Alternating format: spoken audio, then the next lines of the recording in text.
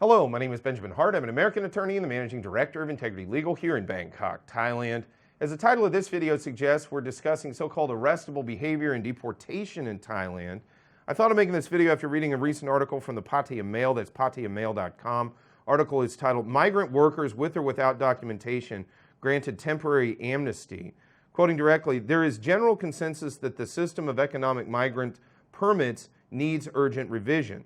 The Thai economy is heavily dependent on workers from neighboring countries, but the registration process is months-long slow and costs individuals or their employers 20,000 baht.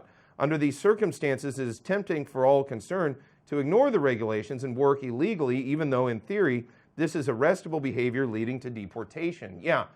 So specific in that article, and I urge those who are watching this video, go read that article in detail, a lot of good information in there. It specifically pertains to so-called migrant workers here in Thailand.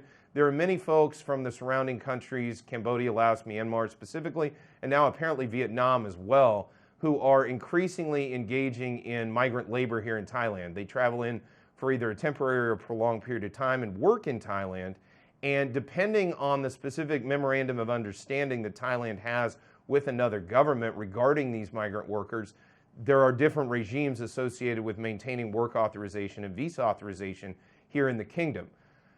So that doesn't pertain overly to the general audience of this channel.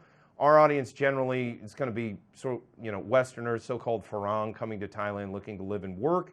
And under those circumstances, yeah, I get it. Work authorization in Thailand is something that's kind of nettlesome to deal with. It's just one of those things where you're just sitting there going, okay, I've had to slog through it myself. I don't have to deal with that so much anymore, but I've been through it. I totally sympathize. It can be it's a process that sometimes makes you want to pull your hair out, quite frankly. But do not succumb to the temptation to just forget about it and not go ahead and get your work authorization and deal with your visa accordingly, because it can lead to real problems. Most notably, again, it is a deportable offense to work in Thailand without work authorization, and it can lead to some real problems. It can, you could be blacklisted for it. You could be put in a position where you could not return to Thailand.